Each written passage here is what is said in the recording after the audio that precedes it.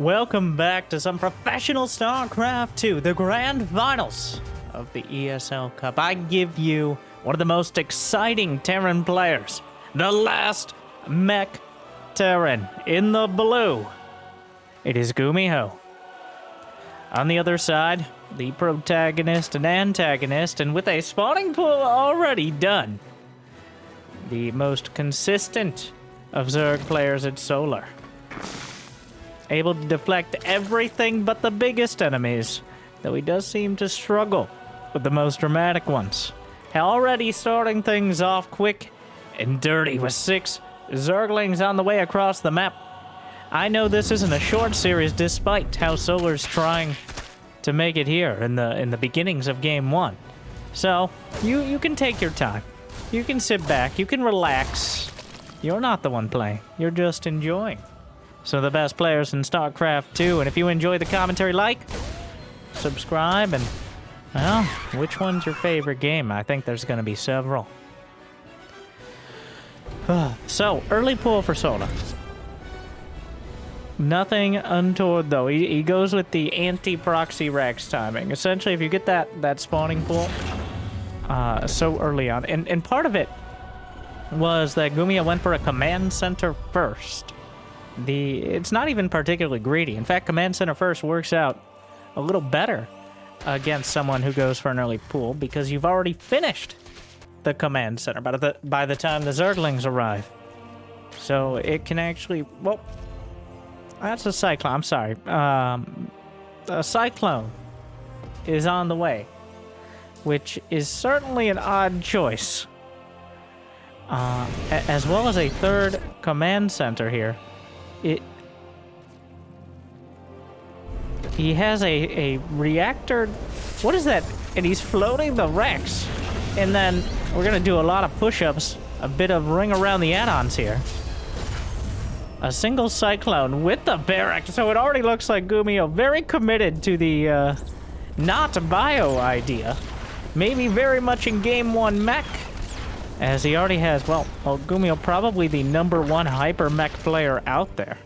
The Hyperflight Banshees combined with your more battle mech oriented style, a whole bunch of factories, as well as the Banshees added in to add that extra dimension of damage, make it a lot harder for the ground army to counter. Has become the flavor of at least the last couple months. Something to throw in there. But still considered relatively inconsistent. You have to slow the Zerg down enough to be able to get the damage done. At least most players seem to think so. But right now, all we have is the Cloaked Banshee to threaten Solar. And Solar's, he hasn't seen this, but he saw the barracks float. You don't, even if you're going to go back and build stim, when you float the barracks out, you're all but screaming at your opponent, I'm going mech. There's still a small chance of a bamboozle, the shift back into bioplay, but I think with the Cloaked Banshee showing up and the fact the Cyclone is already out, Solar knows what he's up against, and now the question will be how do you deal with it. Cloaked Banshee comes in, but Spore Crawler already burrowing in position to box it out. Queens finding a spot, but guess what? The Spore Crawler won't save you against the Hellions. In fact, the Spore Crawler won't save itself against the Hellions either, which is becoming mildly relevant. And the drones come back in. GuMiho tries to get a hold of them. Doesn't quite find it, but we have the key mech upgrades. In fact, it looks like instead of hyper mech, just straight up battle mech. The small but distinct difference of focusing entirely on the ground army, the Hell Clones here, as opposed to adding a bunch of Banshees in, which may throw Solar off as recently GuMiho has been going for that heavier air presence. 2 more factories. He's got Blue Flame on the way. Magfield Accelerator for those who missed out on all the new patch updates. Magfield Accelerator is a bit of an all-around upgrade now. It's just plus 10 damage per hit on each of those lock-on hits with the Cyclone, as opposed to plus 20 versus Armored. What's the practical effect? It's a little bit worse at sniping off bases, at taking out roaches, but it gives extra damage against queens, against mutas. And I might point out, the Cyclone also now prefers to lock on to air units if they are a threat. So if there are a bunch of mutas a little bit behind and Zerglings in front, they'll lock on to the mutas and bring them down pretty quick. That's not tied into the upgrade. That's just a change to the behavior of the Cyclone. Now, I don't think Solar's going to be silly enough to build mutas here. Instead, he's focused more on a ground presence to match the Cyclone's heads up. One of the best ways to deal with it is to keep your opponent busy, distract them, ideally on the other side of the map, and then smash the army on the field. But it does seem like GuMiho is going to be the one starting that off, as he's the one with the Banshees. The Queens have to move into position. GuMiho's already sitting at a nice amount of SCVs. He's got 69 of them right now. And Solar not too far ahead on the drone count, and he's just now getting his 4. So GuMiho's opener has done a good job of preemptively denying Solar any opportunities to get damage done without essentially going all in. So here we go. The laser lights on those Cyclones indicating Meg Field Accelerator is indeed done. They shoot the laser eyes out of their face, which is very, very important for targeting, as you know. Infestors on the way. Another great way is just fungal to hold them down. Infestors do have a lot of value against the clones. Potentially for Neural Parasite, but I doubt it. Well, Cyclones will lock on and start brutalizing those roaches. The Hellions are just there to box out. They're going to protect the Cyclones and roast through the Zerglings. Most of the Hellbats went down, but with a scan and some solid lock-ons, the Cyclones closing in. And this isn't all the action. The Banshees got in, gonna kill some more drones. And right now, GuMiho is left, right, and well, all he has center is a barracks at the moment. But the Queens taking a lot of damage. No transfuses. Down goes most of the Queen moot here. The whole knitting crew. 4 Queens killed. 7 drones. Solar is scrambling just to defend against an army composition that's incredibly expensive to put together. GuMiho choosing all the right fights, and Solar struggling to find any sort of stability. The Infestors need to get it done. They haven't been spotted yet, at least I don't believe they have, even though the Infestation Pit has been spotted. The Fungals are kind of required. He has to be able to hold down these Cyclones, and here come the Infestors, lands 1 Fungal. Looking to chain it together, another one. Half a dozen Cyclones caught. The Roaches close in. The Banshees come in to try to snipe the Infestors, but it's too little. And too late. And a great set of Fungals there allow Solar to cut down on the critical mass of Cyclones. Even though GuMiho's going to have plenty to defend, that is the breathing room that Solar required as we went into this. GuMiho realizing that maybe shying away from the Banshees was a mistake, as he adds in the Hyperflight. Part of the bonus of the Banshees here is things like sniping Infestors, putting extra pressure on the Queens. And GuMiho realizing that that's probably worth more than having a few more Cyclones, especially against the composition he's facing.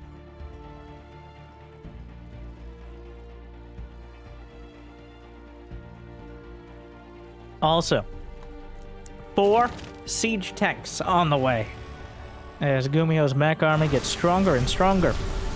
Solar is at equal supply, but I'm hard-pressed to see it being very competitive with what GuMiho's putting on the field.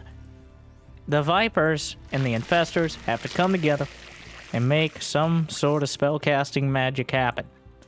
As between Blinding Cloud and Fungal, there is a lot of opportunity to win fights, but GuMiho will have plenty of time to react if he spots both those units together.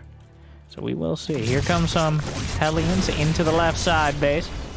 Reinforcements behind him. The Queen's trying to hold the line, but suddenly the line got blurred and roasted.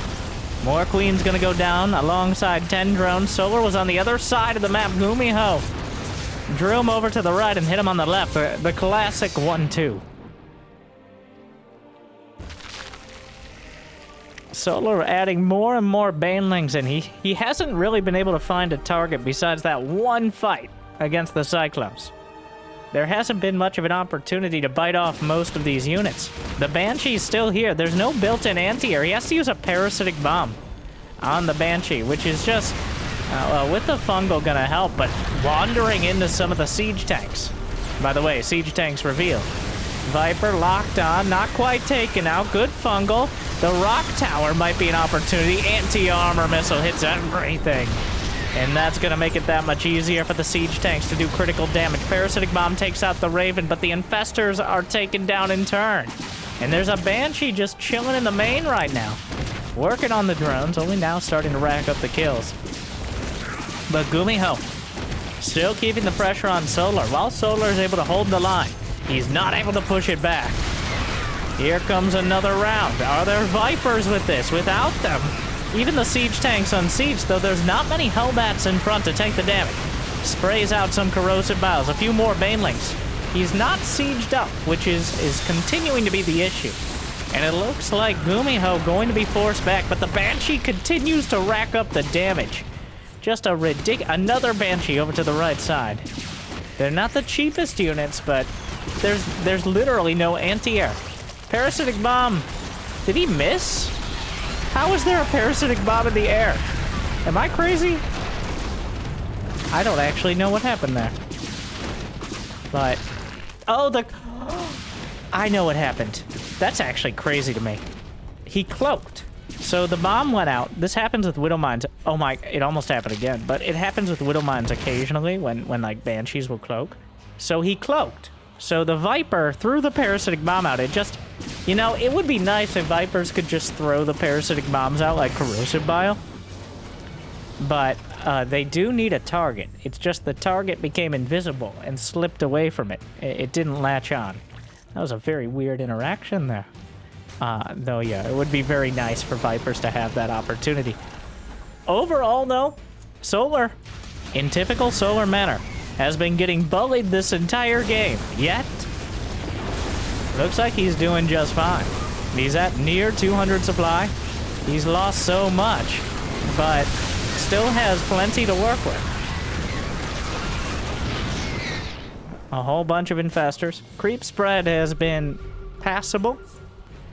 Well, for both players, I guess, if you're going to be technical about it, as GuMiho has found plenty of angles without it, or to push it back, but at the same time, Solar's been able to use it to reinforce on both sides of the map. That rock tower is looking quite conspicuous here, as the siege tank brings down the tower onto itself. Well, talk about the consequences of ye olde actions there. As the Rube Gold-based machine lands, I couldn't come up with that. That tank caught between a rock and a hard place. There you go. Nuclear missile. Solar's most dramatic weakness.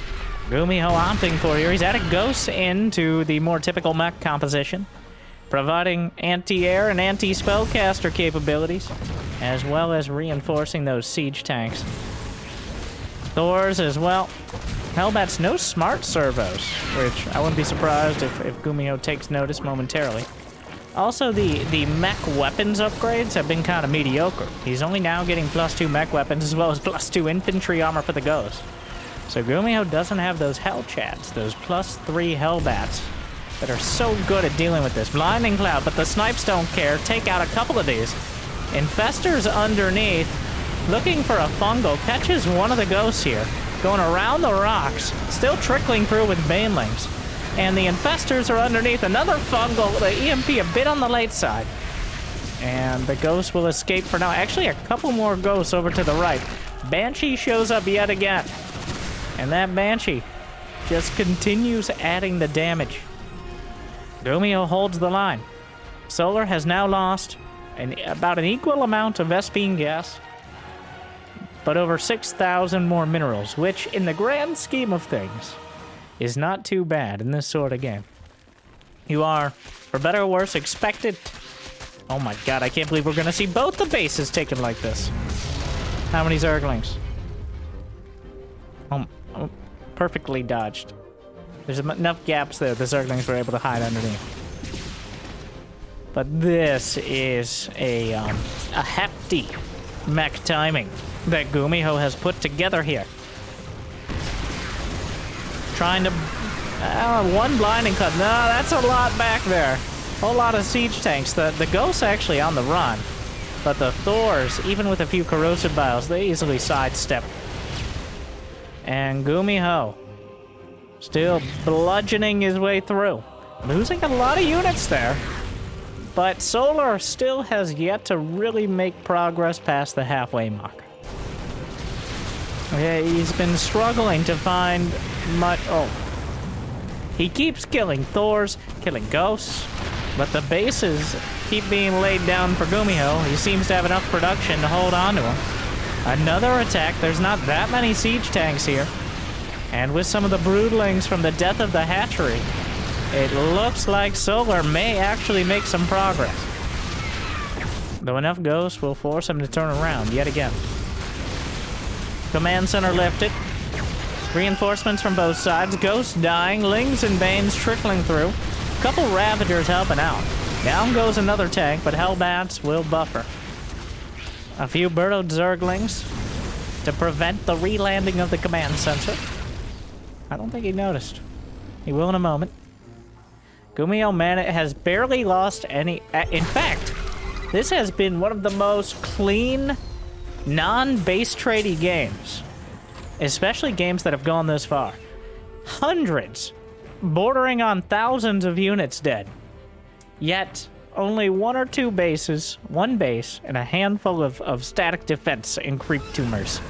Yeah, 800 units have died. And 8 buildings?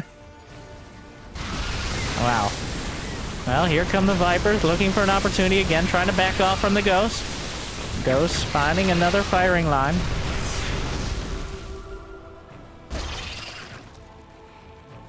+3 infantry and +3 vehicle weapons. Infantry armor and vehicle weapons. GuMiho has a siege tank over here. I'm not sure if it was on its own, but here come the Zerglings to deal with it. But that will open up an opportunity. Yikes, and some of the Ghosts out from behind the lines before an EMP even lands. Now an EMP goes down. And the Vipers will have to reconsume. Roaches and Lings closing in yet again. Another set of tanks. Just back and forth. These two so evenly matched. It keeps feeling like GuMiho has the army, but Solar catches him on the field. GuMiho has not been able to fortify any of these positions. He doesn't have like the 2-3 planetaries.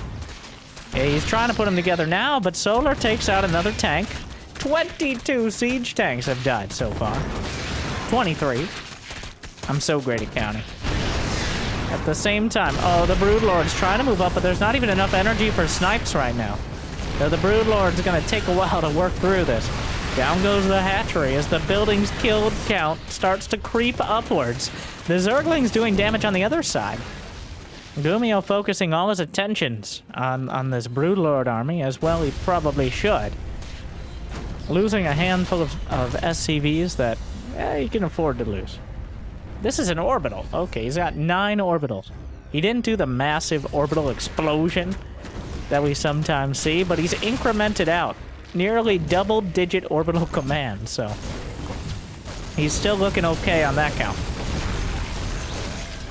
Ghosts, Hellbats, siege tanks, oh my, even adding some medevacs in to heal the Hellbats and tanks. Solar took the gold base. He hasn't been mining for long.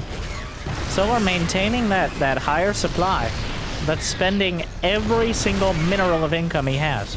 And his mineral income will be intensely limited if he loses the gold. Really making an effort not to here. Blinding Cloud on one of the tanks. Baneling's rolling in. Down goes everything. Another siege tank taken out. Ghosts almost always out of energy for one reason or another.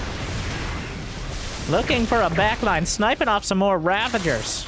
And here come the Thors. Smart servos only now being researched. GuMiho pushing in again. He's got the Ghost Thor army. The most expensive army pretty much a Terran can build, with nearly maxed out upgrades. He's got 3-3. I guess he doesn't have infantry weapons, but he does have snipe, so that more than makes up for it. Solar has continually been beaten back and beaten back and beaten down, but two Brood Lords are forcing the lift of at least one orbital, starting to kill some of the SCVs. There's not that many units here, but Solar is running out of income. He just lost 2 mining bases, and that limits him just to the ones on the left side, which have been mining or taken out for much of this. Yanks in one of the Thors. Still a decent drone count. Brood Lords continuing. 2 Brood Lords, which is 2 more than GuMiho is particularly equipped to deal with, as it feels like both these players getting exhausted with the game, and this is just game 1 right now. Oh my. We're playing a full-on best of 5. Oh, like and subscribe. I feel out of it. It's like a Pavlovian response. I describe the series and then like and subscribe because we're doing the intro, right? No! We're 22 and a half minutes in. It feels like it's been double that somehow, but also it's flown by. There's really not that much on the field still. They're still maintaining incredible supplies for how much they've lost. Almost 60,000, actually 100,000 resources. I just can't do math. The numbers don't lie. GuMiho shifts over to the left side. It feels like he's made real progress now. Like GuMiho now has an army that's so incredibly tough to beat that Solar is down to it. Does he have Neural Parasite? He does. So, Solar keeps trying. The scans continue to check for whether or not Solar's reestablished those bases. But right now, the income for the first time in almost 10 minutes has shifted back to GuMiho. There's infestors everywhere. He Neural Parasites a tank. Ghosts, well, that looks like a lot more Terran than it looks like Zerg right now, even when he borrows some of it for himself. Here's a Raven. Yeah, well, it feels like GuMiho's finally pinned him down, and he's gonna knock him out. The firing squad is here. The Raven secured it. The supply's still very close, as Solar manages to take out a ton of these units. Probably a lot more than a ton. Thors probably weigh a lot. We're not being literal. Oh, an exhausting game. It's still not over, as GuMiho, it's not quite enough army to kill this base. And the army supply, well, he's gonna siege up a tank. Somehow, GuMiho's tank count keeps getting whittled down.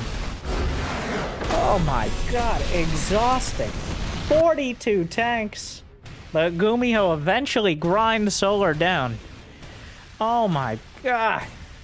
Oh. Game 1. Well, and that's how we kick things off.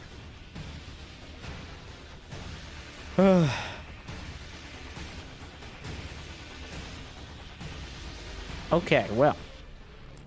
It really did feel like GuMiho had the momentum. He had the army. At no point did Solar really challenge him on his side of the map. We'll have to see if that's different in Game 2 here, when GuMiho has decided to follow up with the classic Game 2 build after winning an exhausting, drawn-out. GuMiho has thrown so many series like this, and by that I mean, like, 4 that I can remember. Though usually does it when he's up 2-0, which is getting ahead and then doing a multiple proxy Rex games that he fails horribly. Now, Solar scouted everything but the exact location by the, like, Costco food court over here. No, I'm sorry, Rob's Guns. So it makes it cheaper to get the Marines their guns. Makes sense. Smart moves by the extreme couponer that is GuMiho. Known for his efficiency. Well, unfortunate, as Solar scouted so hard for this. It's a 3 racks, though, which means there's going to be enough Marines to pretty easily compete with the drones, even if Solar's pulling everything off the line. The SCV still going to work on that bunker. Already 4 drones down. The bunker still could finish with more SCVs repairing here. Trying to deal with it. The Marine count is just getting really high here. And GuMiho, it seems like he may get away with this one. 7 drones down. And the bunker is still intact. He really needs to stop it. Solar will get the SCV. So we gotta ask ourselves the question. At what cost?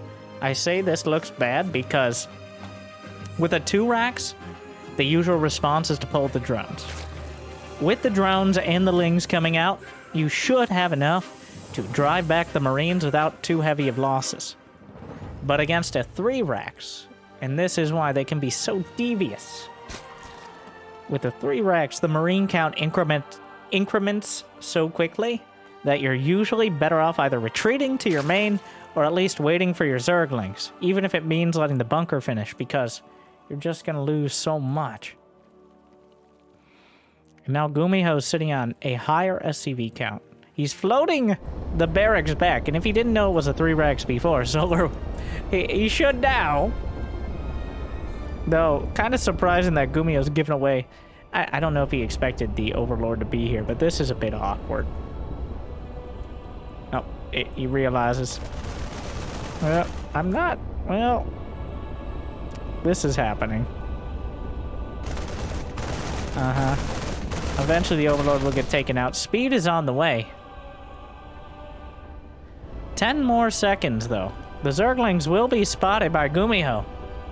Very important here. I'm not sure that's enough Zerglings. Yeah, Solar comes in with speedlings, but he'll whittle down the Marine count, but definitely not the greatest trade. And despite a kind of, and this is a technical term, janky-looking wall here,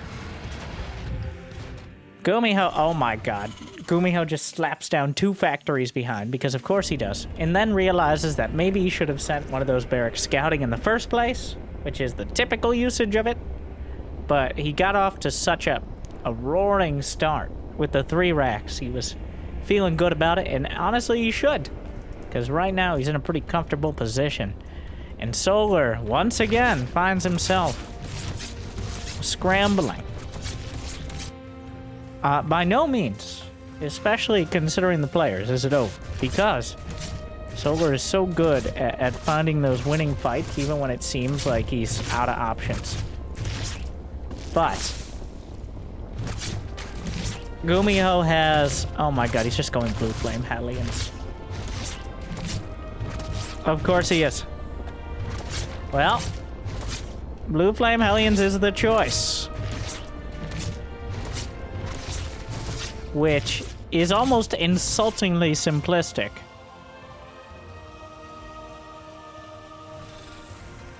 Are those tech labs? Nope. There's a reactor and 1 tech lab, so maybe eventually thinking about Hell clones.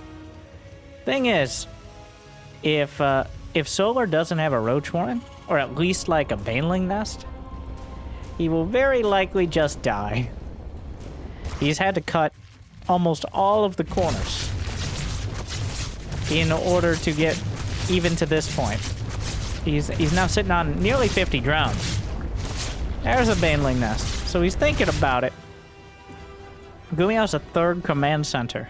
He's kind of gone a couple different directions as well, though he's been able to get away with it. Solar, though, has made the most of the little space he's been given. And even though he's up against Hell clones, well, there's no way to quite know it for sure yet. And that is the big issue here. Is without the Blue Flame being revealed, which it will be momentarily, he doesn't know he wants roaches. He doesn't know that Banelings are almost required. He's building Spore Crawlers, which is certainly a good precaution, except when you're dealing with exactly 0 air units. A scan, trying to draw some attention over to the right, and seeing the Spore Crawler, I think, is going to make GuMiho very happy here. A Spire is on the way. The Hellions trying to come in. Just going to start roasting the Zerglings. That will give away GuMiho's intent. The Spire is spotted right there if he's paying attention. Just 2 blue flame Hellions are still an existential threat to Solar right now. Baneling crashes in. And even though mutas are dangerous, Magfield Cyclones are more than capable of dealing with them in small numbers. Solar now has a bit of a drone lead, but it's cost him his opportunity to have that overwhelming amount of Zerglings. And now with Magfield, those queens taking a whole lot of damage from the Cyclones. The Marines are here to buffer. There is no armory for Hellbats, but there doesn't seem to be a need for that front line. Oh god, 9 drones. Cyclones, not horrible against Zerglings, just not incredible. More Hellions coming up. Solar not going to have much opportunity to build mutas at all, as right now he needs whatever he can put on the field. Locks on to one of the queens. Still has those Hellions behind with the blue flame. 4 mutas on the way. Oh. But this is trending in a certain direction right now for GuMiho. It's not a happy one for Solar. The mutas are going to pop out and get locked onto near immediately. Yeah, and it's not like, well, can't even get away in time. Before a muta even unleashes a single attack, GuMiho just runs him down. 2-0.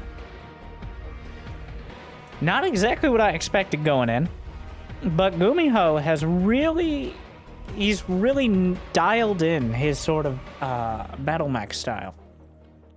A lot of Zergs, like Terrans, were trying it with the new patch. Even Beyond tried his hand at it, though he dipped a toe in, but he didn't like how it tasted, which does kind of weirdly imply that he can taste with his toes, and I'm not willing to rule it out.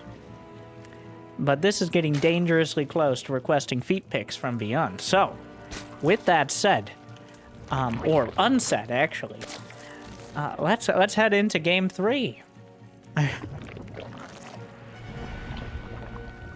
GuMiho up 2-0. Jimmy! Thank you.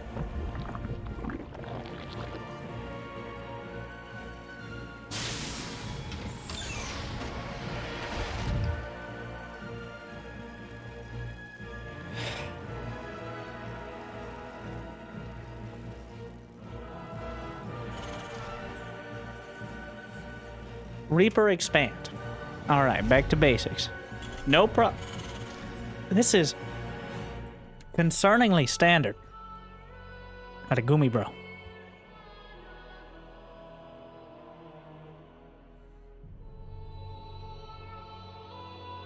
I think, well, I don't know what you do if you're Solar. He just hasn't really been able to get out ahead of GuMiho.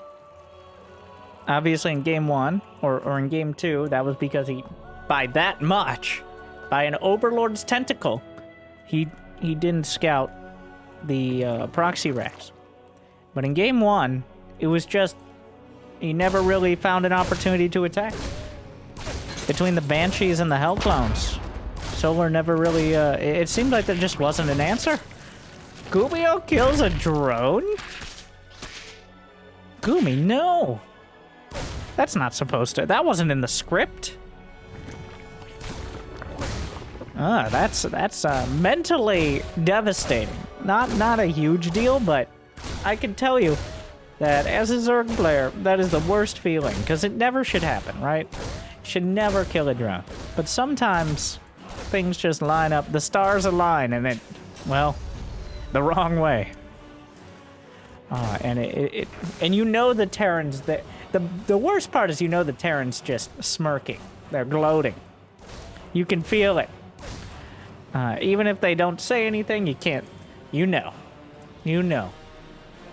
That's definitely the worst part. Much worse than actually losing the drone is the Terrans' feeling of satisfaction, which they do not deserve. I think we can agree.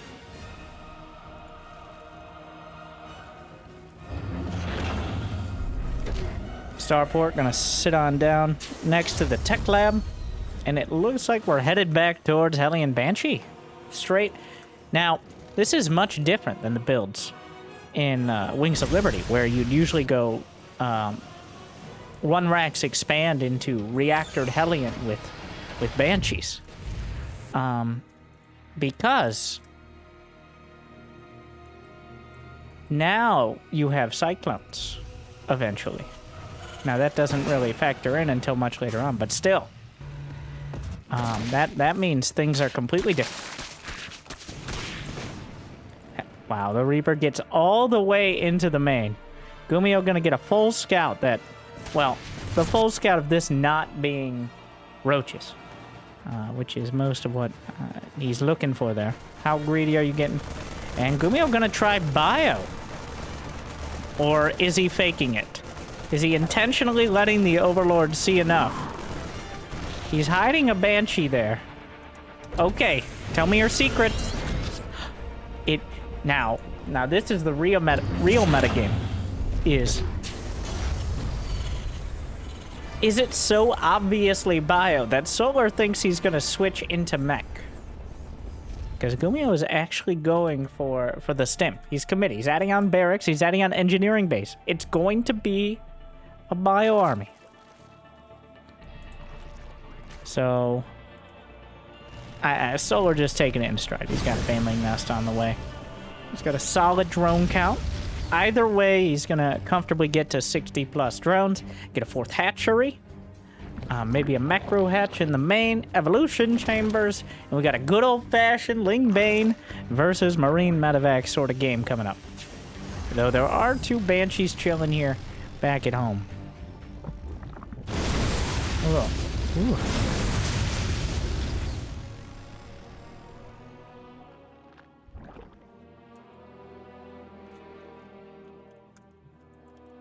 That's my response to the Hellions so dramatically roasting the 4th a little bit.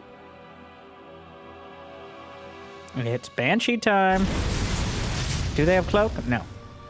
But still dangerous. 2 of them easily able to kill drones in a single volley.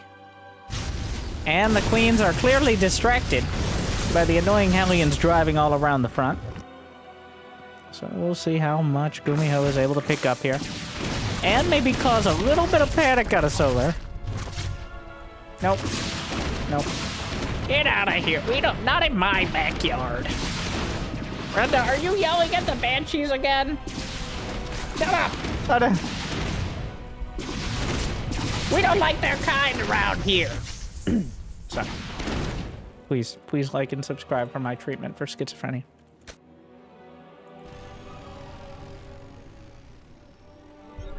One on the way for both sides. GuMiho's got a pretty significant advantage there.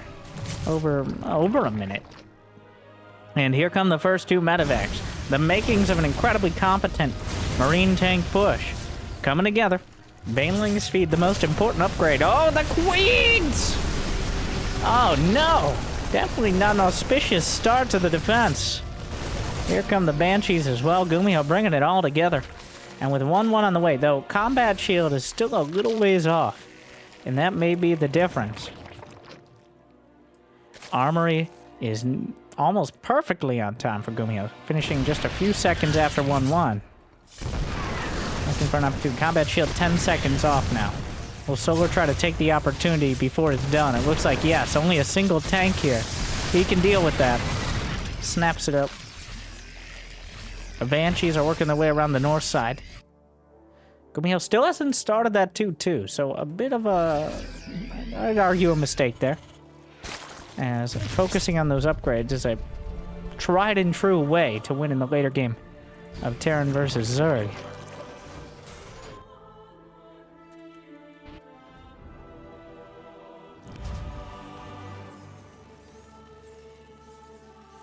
The depot wall. He's just kind of putting a depot together. Jamming them all down there. Hopefully not too many Banelings make it across, but that hope will not be answered as, well, the SCV is kind of jamming things up, but a few Banelings crashing in, eating up all the Marines and melting through, though it looks like GuMiho will have just enough in defense and be able to pull it all together. Solar with a whole bunch of Lings and Banes. The 2-2 upgrades will be very close to even. Solar loses that middle base, but he does have the 4th to the north. A drop heads towards the main. This will drag some of Solar's units back. Give GuMiho a bit of space on that low ground. And kind of surprising, he doesn't move up at this moment, just waiting for his opportunity. Added more racks. That should be 8 of them back at home. Indeed, the Octo Rex. So full 3-base production now for GuMiho. As he's putting together another attack and sending it across the map. Clearing out the creep. Solar pushed all the way back to his 3rd. But he's been able to hold on to it relatively strongly. And he does have a hive in the production tower. One of the drops blasted. 4th command center, orbital command there, important to note. Small counterattack spots it. Large counterattack will follow it up. And now GuMiho's going to have some tough decisions to make. He's actually moving his army out of that position on the low ground, and the SCV is getting obliterated by the Baneling. Marines aren't going to be nearly enough to stop this. 18 SCVs down. GuMiho pulled away from the center position, and now moves back in. A whole lot of Hydras, Lings, and Banes, but it smacks of indecision from GuMiho, as he wasn't sure whether he wanted to take 2 steps back or 1 step forward. And it looks like he might not get either as the Banelings come rolling in towards the center line. Big target fire onto the Banes. GuMiho doing what he can to try to salvage this position, but losing so much back at home. 40 SCVs ripped to shreds by the Zerglings, helped heavily by the Banelings. And now GuMiho. Solar more than experienced in dealing with this sort of composition. Even though his back was up against his own hatchery, finds more than enough space to drag GuMiho out of position and then across the ground. Oh, GuMiho clearly making a misstep there by moving out of the center, even for a couple seconds, and Solar pouncing on it. GuMiho still has a pretty solid army supply, but he doesn't have too many more fights before Solar's Hive Tech kicks in. His production crushes him. Another counterattack. The mules just dropped as well. They barely returned anything. Some more SCVs and mining reduced. The army moves back, but 10 more SCVs down. These are losses that GuMiho is not replacing in time.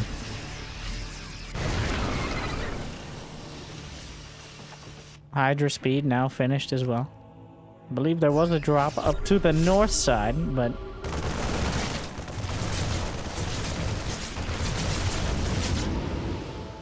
not dealt with.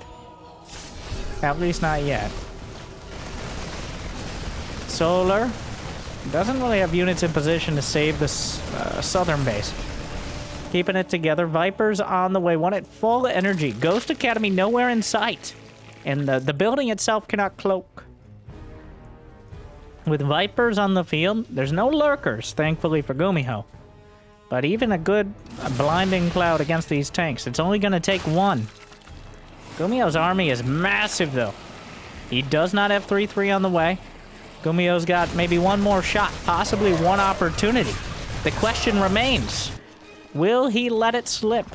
Or is it possible he'll capture it? Siege tanks on the low ground. But the blinding cloud renders them obsolete. Only half the tanks are able to fire. Here comes Solar from every which way. The Banelings rolling through. The siege tanks ripped apart. And more than enough Banelings to crush the army. The Vipers opening up the defenses. And even a few drones getting in on the action. GuMiho not going to tap it out quite yet. But the writing is on the wall. And even if he can't read it because it's scratched in Zerg, I think 2 letters are in his future, as there simply is not... He has not, much like Solar in the last 2 games, he hasn't slowed down the economy. He hasn't touched the production. He hasn't dealt with the tech. And it doesn't get better from here. Medevac's nearly out of energy. The Zerglings just continue. The siege tank fire drawn onto the army. It's too much. GG. Solar takes one back. A well-executed set of counterattacks made it so GuMiho was in a do-or-die situation. He ended up with the second one. Solar showing, well, he knows how to deal with it. He adapts to the bio army. Now, this is what GuMiho does way too much, all right? Just stick with what you know. It's working. You're not Protoss. You don't have to come up with a new build every game. Just do the same thing you did 10 years ago. 12 years ago. The mech. But that's why we play best of 5. I don't blame GuMiho for giving it a shot here. But we're going into game 4. Solar takes one back. Not going to be a clean sweep. I don't think you expected it, and I wouldn't either.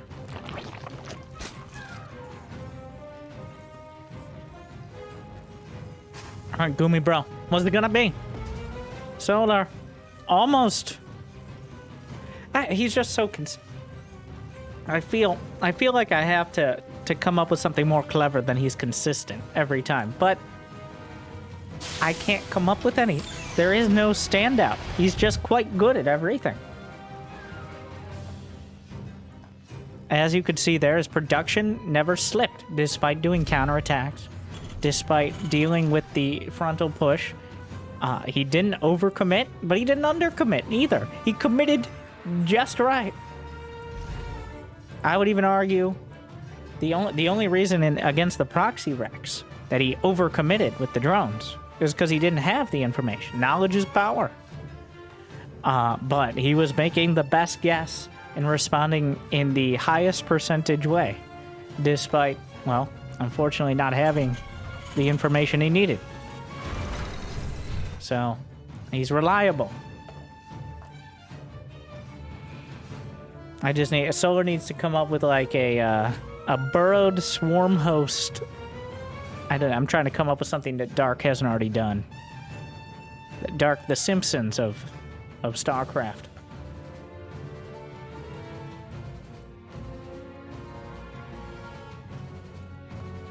First Reaper comes across. Unfortunately for Solar, at the exact moment he lays down the creep tumor.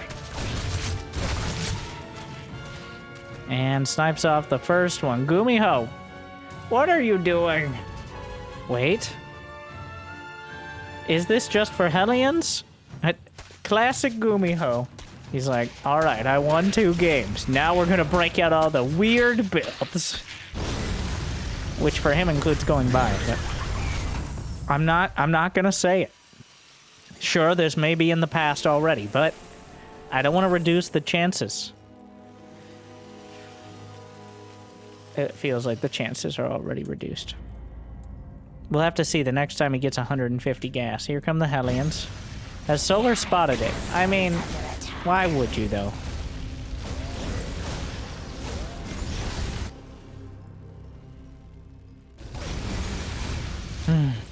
I'm waiting, I'm praying, I'm hoping, but I don't think I'll be seeing the fusion core. You know, that Overlord has to be a bit... Oh, wow. Beautifully done by GuMiho. He's baiting it with the Reaper, making it look good. Oh, no. So Solar is completely and utterly blindsided by these Hellions. While it's not a battle cruiser, I still think it's a lot of damage. Well, only 6 drones is actually not devastating. It could have been much worse here. 6 drones is not enough to really justify proxying your starport, I would say. There's still opportunity. You didn't lose anything yet. But even Solar, even though he was completely off guard, still finds... Oh, he even gets one of these. Oh my, Gumi! Gumi! Where are you going? No! That's a bit of a disaster. Where's that Liberator? Oh, it's at the 3rd. Here comes some more Hellions. Looks for the Evo Chamber block here. Hellion positioning is pretty disgusting. A Liberator, ooh, blasting away some drones. So this is very annoying. But look at the worker count here. Solar is still sitting on 52. GuMiho is dealing with a trickle of drones, but he didn't have a third command center. He didn't have additional production back at home. And in fact, he's going bio. Which, Viking pops out. He's gonna siege up the Liberator to try to protect the starport. And then he remembers the starport can just fly, making the queens intensely jealous.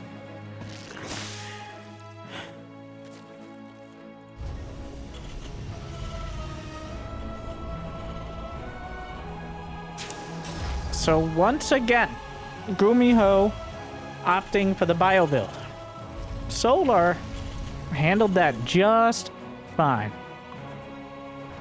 I honestly, I don't think he could have done any better with the very limited information he had. He didn't see the starport, he didn't see the drop. I guess maybe you could have an overlord in a little bit of a better position, but he ends up losing 12 drones for a huge commitment and significant delay from GuMiho on his third command center, which allows Solar to have a bit of a worker lead. He gets his fourth, and now, very importantly, when you drop your Hellions out of a medevac, and of course end up losing many of them, well, then you don't have nearly as much ability to stop the creep spread from happening. And that means Solar is only mildly challenged on the creep spread at all, so he's going to be able to get it out pretty far before there's any threat of additional pressure. And that makes things that much harder for the bio army. Even a Roach Warren on the way. I'm not... How much info does Solar have? Solar saw... Wow.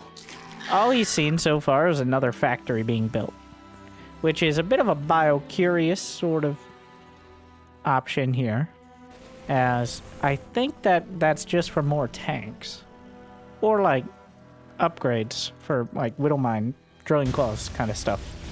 But to Solar, that very much looks like he's gonna try mech, right up until the Zerglings run up and see a whole bunch of Marines, or they get to know them even more intimately by clawing their faces off. Though the kind of accidental, yeah, who's locked in here with who is the ending question. Well, it's definitely bio. At least Solar gets that info. Though it costs him a whole bunch of Zerglings. Wow, he's lost 68 lings. Almost. Again, it's less about the protector of the watchtower. The SCV holds the tower, the Liberator shoots down anyone who gets close.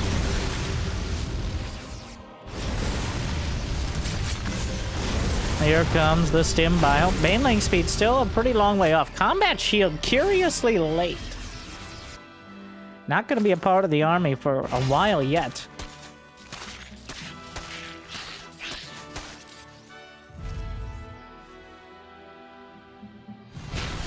Oh my. Alright, SCV's pulled to deal another big counterattack. I mean, we saw how Solar handled it last game. Just continually slamming Zerglings into the bases where GuMiho was not.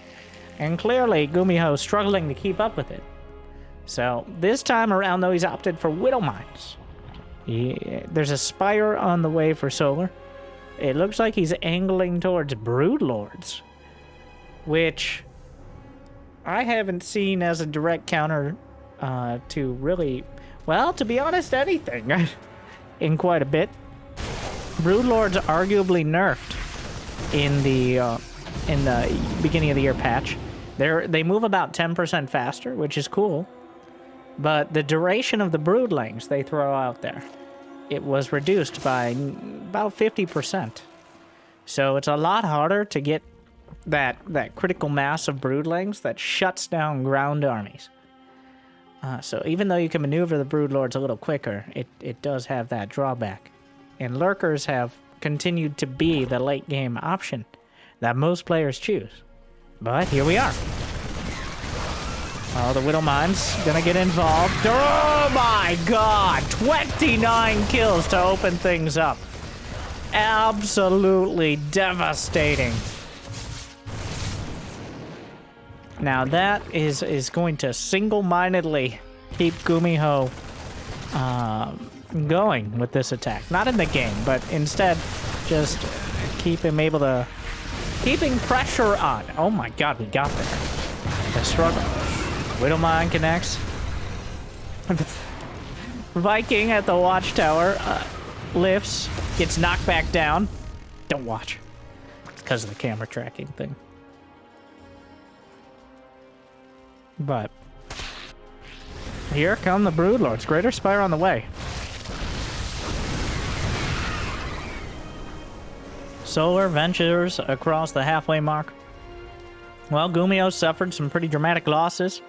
They've been much more dramatic, as Solar has lost 5,000 to 2,200 minerals.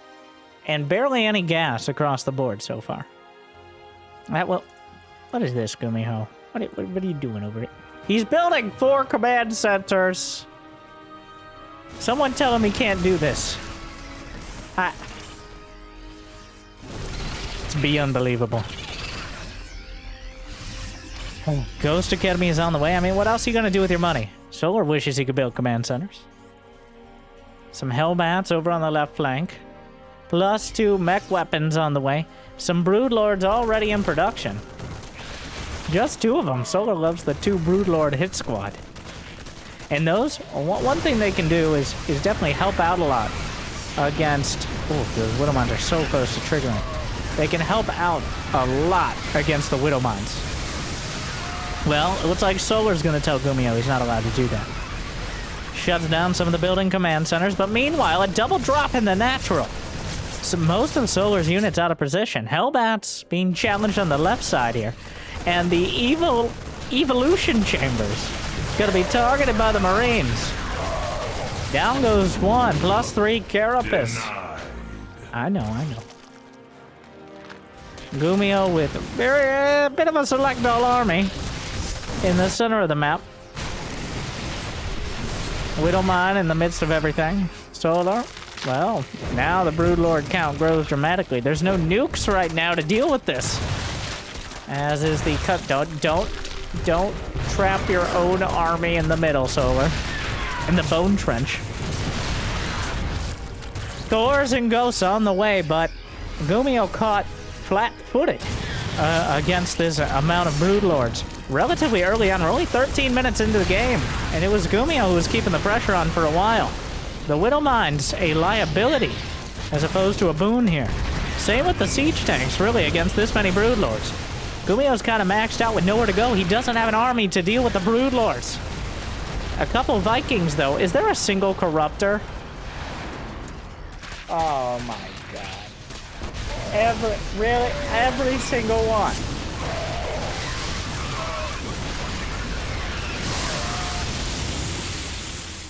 He turned every single Corruptor into a Broodlord. How many times do we have to go over this? Well, he's going to rely on Mass Queen for anti-air, and it may very well help out. Though a few Corruptors would go a long way to dealing with this. For dealing with this. But here it is, the late game armies. Parasitic Bomb. On to the Vikings. Dodges away. Is there enough for GuMiho? Banelings just rolling past the Thors, maximizing the amount of hits they take before going down and exploding in the midst of the mineral line. Ghosts on the back line are not enough. The Thor count is far too low. The Broodlords are grinding through, and GuMiho, well, a couple Ghosts. Out pops a Thor. High impact mode enabled. GuMiho's holding it. Once again, this fight is kind of grinding to a trickle. This army, these battles once again coming to a middle. As GuMiho's stimming his way, chasing down the retreating units. The Queen caught off of creep, and somehow GuMiho holds the line. Even though it's an incredibly blurred one. And Solar goes from Broodlords into Mass Ultralisk, which feels backwards to me. The Broodlords don't work out. The Bio Army holds the line. Solar maintains a massive supply lead. And another exhausting game we have on our hands. He's built... Why is the starport still here, Gooby? Do you not have another starport? This is his only starport. It's never made it more than halfway home. Oh my god. Counterattacking Zerglings. Solar's still maxed out. He's gonna do something soon. Especially with this sort of army. This is an army that doesn't get better with time. It has an expiration date. You gotta be careful. Especially about these rocks in the middle of the bone trench.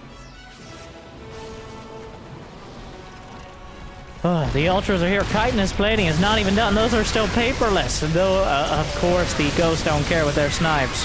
Here comes some more, trying to snipe out the Ultras. The Banelings rolling in behind. The Medivacs can't even keep up with the army. Rolling around the back. Ultra closes the distance. Chitinous plating done just in time. Drop it into the jaws of the Ultralists. Oh, God. It's a brutal battle.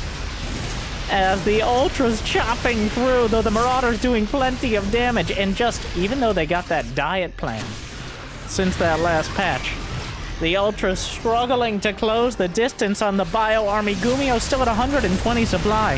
His income just minuscule in comparison to Solar, who continues to add on to the advantage. And for the second time this game, GuMiho has to relocate his starport. Thankfully, he has like 10 Medivacs on the field. 8 of them. So many of them bruised, and most of them out of energy because of these repeated stims. Though well justified. Another set of units. Here comes Solar again. And the SCV is a little bit early on the transfer. 14 go down. Widowmine trying to find hits. GuMiho holding on, but losing his grip. 20 SCVs, planetary no match, Banelings in the mineral line, and GG with another questionable bio game. GuMiho and Solar will drag us in to game number 5. Exhausting. I mean, I guess I'm speaking for myself, but I can't imagine it's much easier for the players. And Winter, did you just imply your job is harder than the players? Yeah, I don't hear them casting at all. All they have to do is play the game, which we all know, based on the comments I see, is easy peasy compared to describing it eloquently. Oh. All right. Game 5. Like and subscribe if you made it this far. I appreciate you guys in general and making it this far with me. This, I don't know. It feels like the battles don't end. They just keep going. And that is by far the most exciting part of StarCraft 2, but also the most exhausting. We'll see what GuMiho... If GuMiho does not make a second factory before a second barracks, GuMiho, stop microing against the rocks. They're not going anywhere.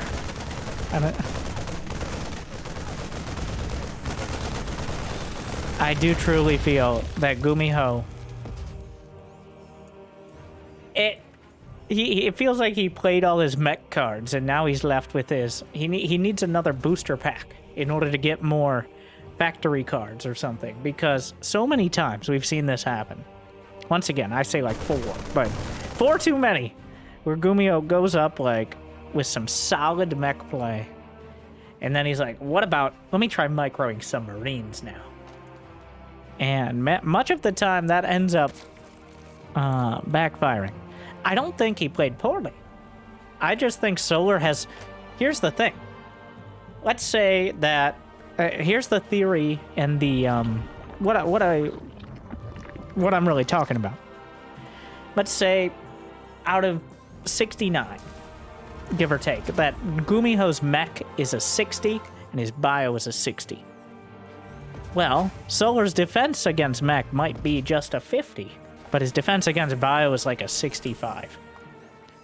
So, I think partially because almost everyone plays it, it might be marginally better, but Solar, the most adaptable Zerg, has the most experience against it. So you're kind of, even if it does have a slight advantage, in many cases, you're kind of playing into Solar's hand. And I think overall, Solar, when facing something he's dealt with before, is one of the best. And I mean, that's what Zerg is all about. But specifically, Solar as a player is great at adapting to it.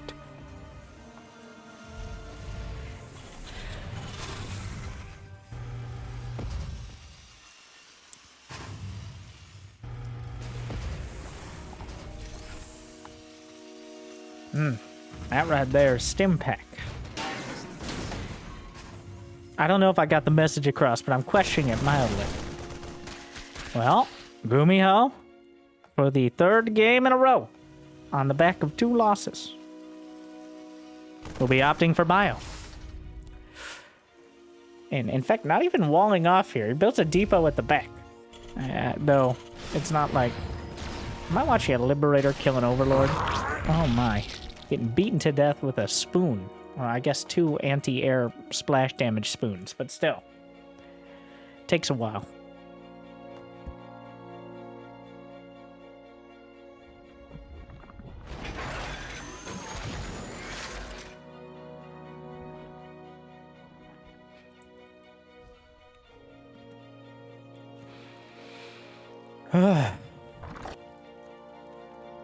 They're on the way. Relatively quick for Solar. He's been really prioritizing that Baneling speed. The Baneling speed giving plus 5 HP on top of, you know, the speed upgrade. A huge deal against the early medevac pushes. No matter what you're combining them with, no matter what kind of special sauce you're adding on or mixing in, whether it's siege tanks, widow mines, hellbats, or just pure marines. Either way, Baneling speed is usually the best option for handling it. Well, here comes the medevac push. They'll expect one of us in the wreckage, brother. Which is surprising. Well, I was so distracted by the fact that somehow that... Let me die! No, wait, I don't want to die! Hey, you guys got a spot? In fact, conveniently they do. So... but that drama has taken away from the fact that GuMiho set up his Liberator, got it shot down, dropped the main, got 1 medevac and its marine shot down, and tried to redrop and lost more marines. So this has been a 2.5-pronged disaster from the Spork Terran here.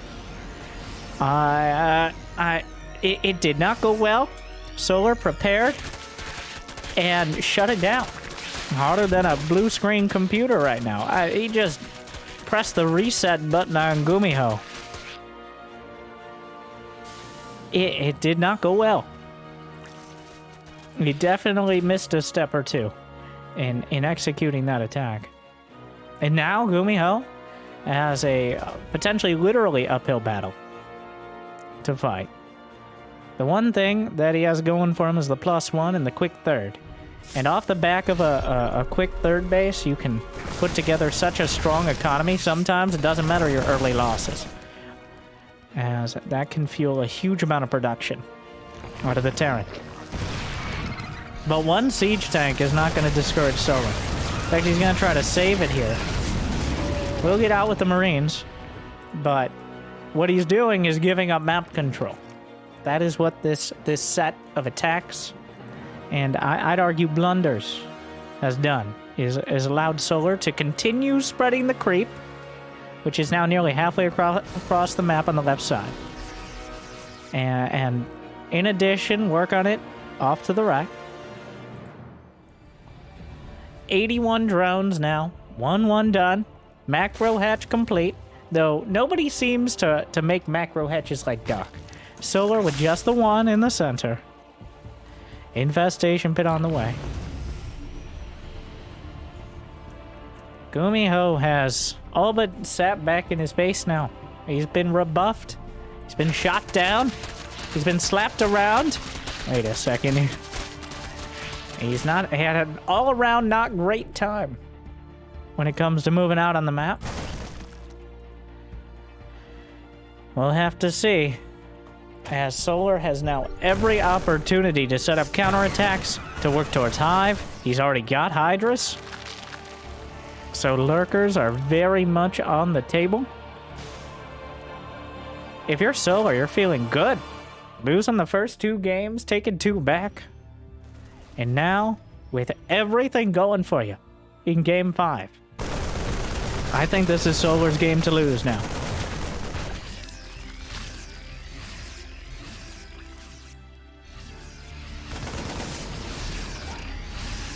GuMiho gonna try to take a 4th. Solar, of course, gonna challenge it. He's nearly maxed out. He's got the economy he wants. He's got creep spread. Right now, there's no reason for Solar not to fight this battle, as he knows GuMiho's only gonna get stronger. If the upgrades are even, the supplies most likely will not be. There's the pickup. Heading towards the southern side. The double drop, though, actually managed to slip by where the creep spread vision wasn't quite there yet. And this double drop is forcing Solar back with many of his units and gutting down so many Zerglings. The Banelings eventually make their way all the way back, and the Marines have to pick up. But that was a lot of Zerglings taken out by GuMiho, making up some of the ground that he lost earlier in the game. Solar has to be very careful not to give up too much, but also you pretty much have to have the Banelings back at home. Some amount, until Lurkers at least. And, well, there goes the Lurker Den. Lurker Den already finished. He's got seismic spines on the way. Lurker range. The Widow Mines across the field. GuMiho with a Ghost Academy to match. Though he doesn't know he's matching quite yet, I don't think. He's seen the Hydras, which already kind of implies the Lurker. Solar already queued up some creep spread. Despite the fact GuMiho's still here, he's expecting to deal with this. Some transfuses, gets the creep. And now over to the north, GuMiho gonna try to deal with the creep again, but Solar has been diligent. He's left some units. He's adapted. Resistance is near futile against Solar when he's on his game. The Widow Mines can take some big bites, and they do. But immediately replaced by Zerglings. Every point of supply seems to be replaced in seconds. Really for both sides so far, but is it Lurker time? Because Solar has conspicuously not built any more Zerglings. Oh, but wait. Parasitic Bomb on the medevacs. Dodges one away. The Zergling's still going to work. Go out! Ugh. Consuming right on top of everything. Back into the main. Finds an angle, but the Queen guns down one of the medevacs. More Queens on their way up. The Knitting Crew ready to evict these Marines from the main base, though loses one of their number. Meanwhile, Hydras to the top right. Forcing them out to go sleep with the sharks. And we're being apparently literal here, as the medevac's just chilling. There's an actual shark. Multiple sharks, I think, on this map.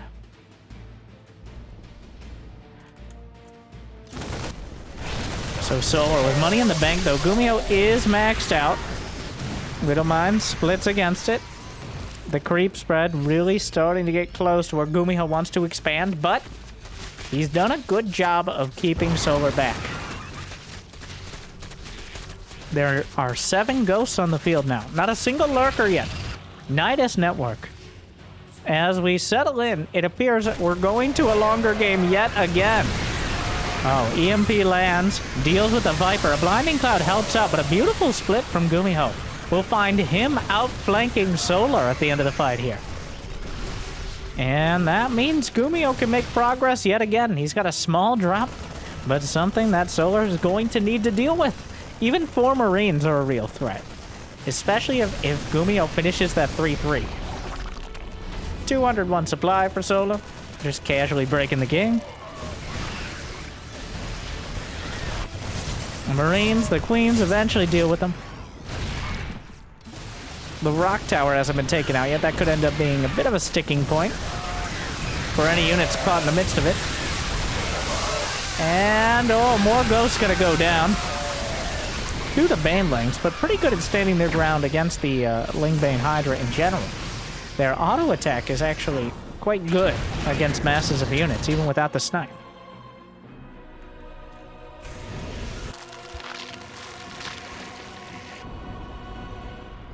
Solar has decided It's time for lurkers. Morphing a bit of everything.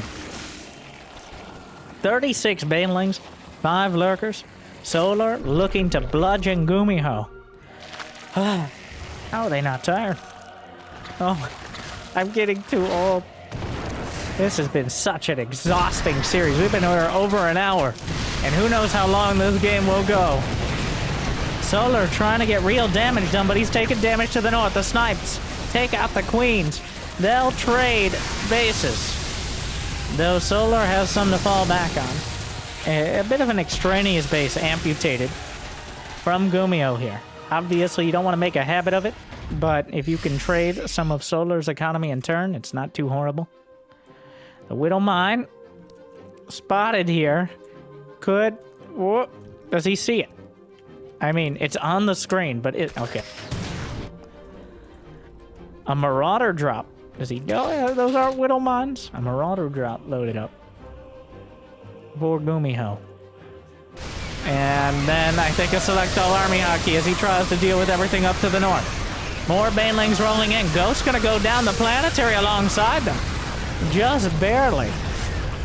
And while GuMiho may win the tail end of the fight, that's usually how things go. The Zerg won't win the start of the fight so hard that the Terran can't stabilize and turn the tables.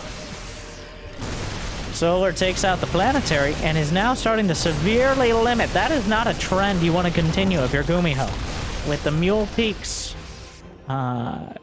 dwarfed by the canyons of Zerg. Widow Mine connects, but only a handful of Zerg. Oh, another Widow Mine.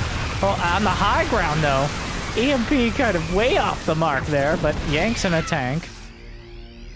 A single lurker on the left flank. GuMiho's SCV count is starting to get concerningly low. I think that... Yep, that's a lurker. The tank. Not quite in position here, though the turret may actually finish amusingly. More lurkers to the north side as the spikes close in on Gumi. Oh, get some snipes off just in time, but here comes Solar yet again. Another round. Adaptive Talons is done. Needs the scan on those lurkers. Does he have enough ghosts in the back line? There isn't that punishing, oppressive amount of lurkers we'll sometimes see, but enough to give GuMiho a lot of trouble here. He can't really afford to be backing off any more bases than this. The medevacs are nearly out of energy. The lurkers are forced back yet again. Liberators will siege up and deal with another base as they continue to lay into one another. And it's still unclear. Solar keeps feeling like he has momentum, but GuMiho has held on, and now there's a Nidus in the main. Solar. What do we got? A bunch of lurkers, of course. GuMiho not really reacting to the Nidus. He's gonna hear it, and I'm sure going to panic. Those ghosts should have been... Yeah, he sees it. Here come the lurkers. The pre-scan. Gonna try to get a snipe off, but slicing through the production. Another Nidus at the fourth. Now, is this a donation? A generous donation of lurkers? Or did it do enough? 13 more drones went down to the Liberators. As the blows continue to land on both sides. Oh, wow. Solar has lost 11,000 more minerals, but he's mined even more than that in advantage. There are a finite amount of minerals on the map, as we all know.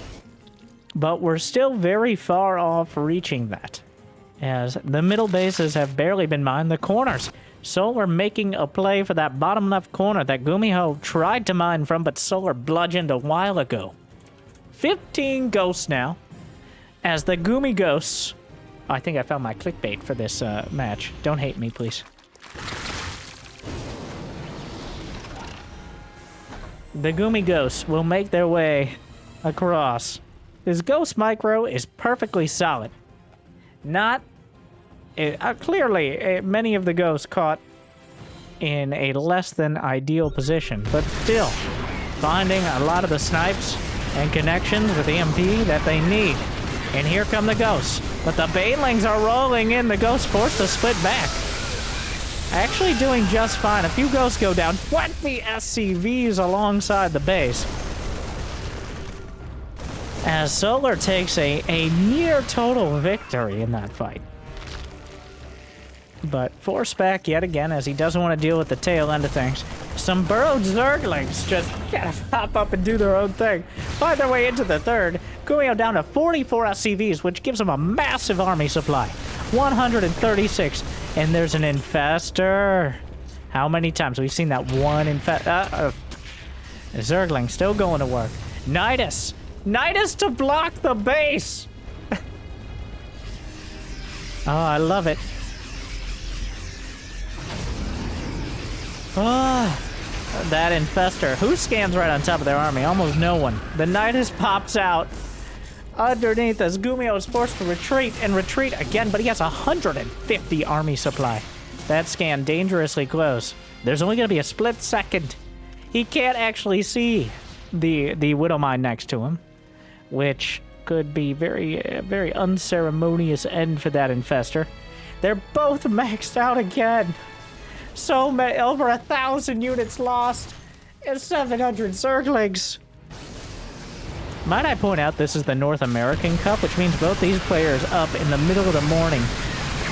Oh god, real gamers here, committed to the cause, and now playing in well over 1 hour series. And still far from a conclusion. Oh. Well, here comes GuMiho. Solar has money in the bank, but can he deal with this much Terran? Some Zerglings looking for a counterattack. The bio ball is just rolling across the map into every base, and it feels like Solar cannot bring enough army supply to bear. So GuMiho is on creep right now. Very concerning.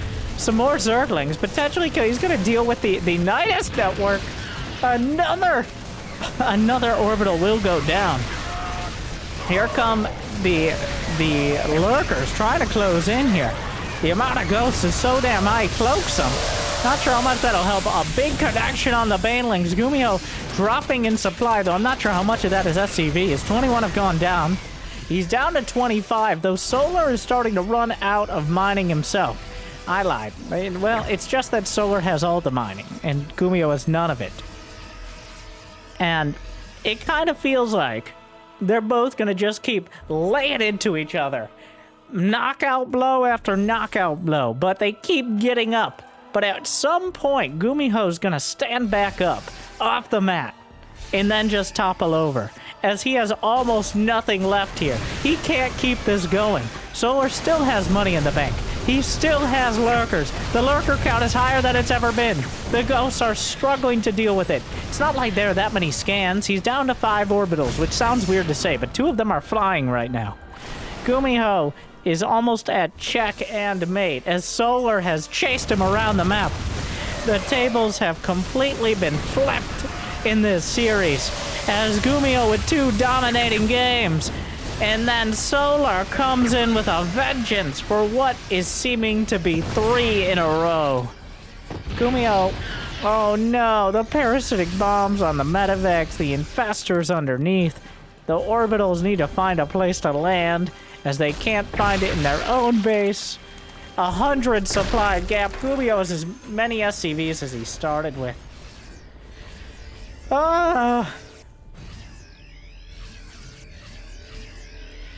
Finish him!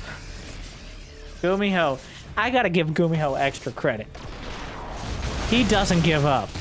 But the Fungals! Putting the GG in Fungal. Solar finds the ghost. And with it, GuMiho is wiped out of the game. Okay, it's okay, GuMiho. That's enough. Oh my.